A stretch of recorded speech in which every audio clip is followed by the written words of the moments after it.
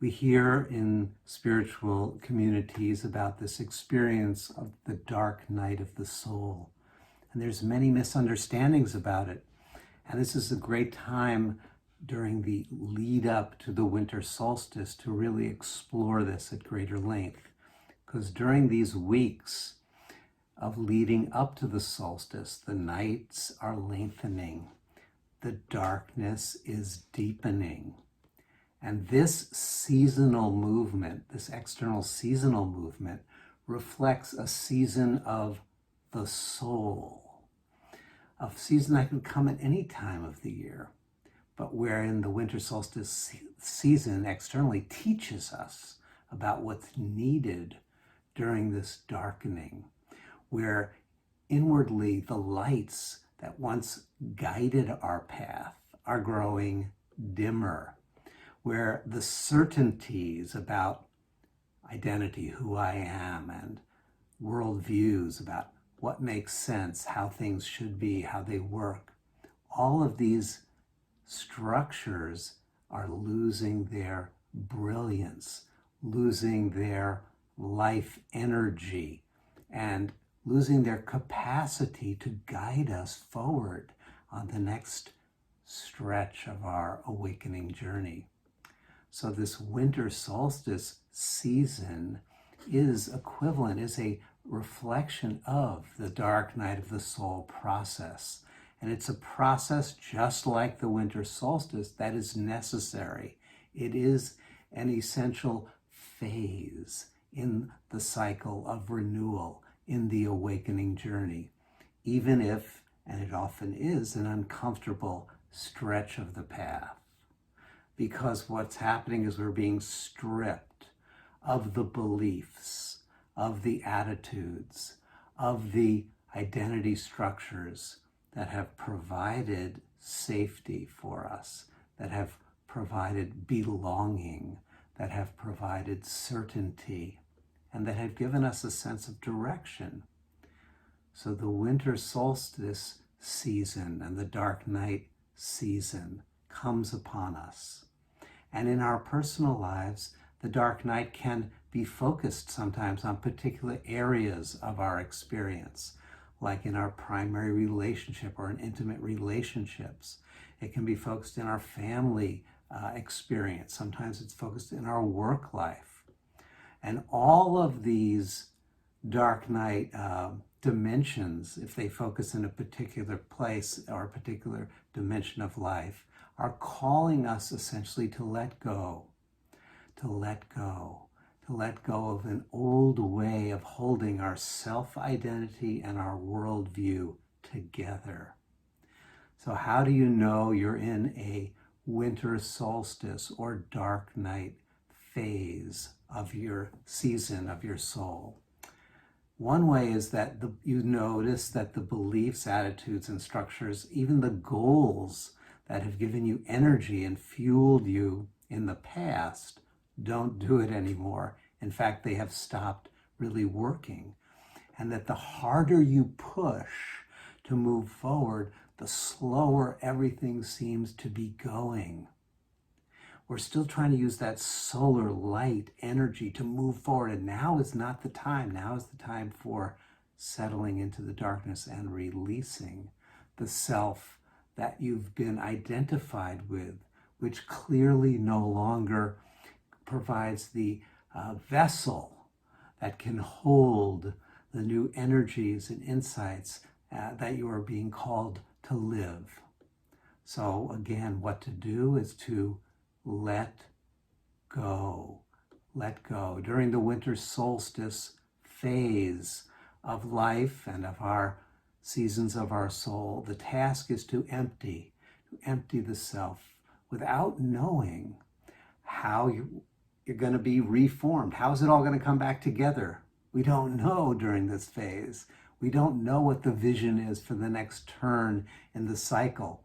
So this is different from like having an exit plan, where your ducks in a row and you set up your next situation, you have a safe landing place set up, you have structures all in place before you let go of the old.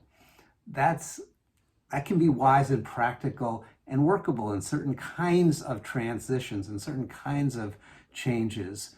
But that's not the dark night process. That's not the winter solstice process.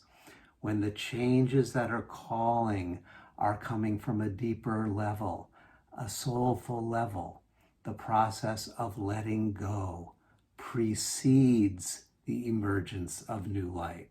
That's one of the teachings of the winter solstice. The darkening precedes the birth of the light.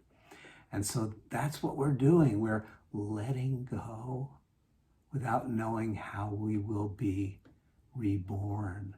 We're descending into the depths, into stillness, into silence, with the recognition that the old ways of staying on track no longer are viable. Those signals don't mean you're on track anymore. We are moving out into a deeper ocean of being, into an inner sea, without the stars overhead to guide us.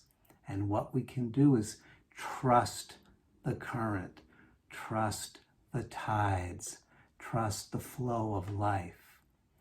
It's time for you and for I to become a mystic, to become a shaman, to be a mystic, which means to let go of the known, to let go of the past, to rest and trust the darkness with the understanding that those who dwell in darkness shall see the light indeed. To become a shaman, where we let the old structures of our selfhood be torn apart in recognition that if we're trying to hold ourselves together through this cycle, we're really fighting the evolutionary energy, the renewing energy of your awakening life. Letting go and surrendering is the seasonal path during the winter solstice. It is the soul's path during the dark night, where we're shedding layers of belief and habits. And we see, though they may have served us, it's time to shed those layers. They may have worked for us, but now they're just a form of self-protection, of insulation that need to be discarded. The coverings need to be discarded so we can experience and feel the inflow of new life, which first comes in the form of a profound sense of not knowing and of uncertainty. But the more you open to not knowing, the more you embrace uncertainty, the more on course you are. We're learning to recognize that sense of uncertainty as confirmation. Yes, I'm on the path. Learning to welcome the sense of uncertainty with appreciation, that is the signal that I'm attuning to the emerging call. Recognize the uncertainty. Embrace and welcome the uncertainty. Appreciate the uncertainty.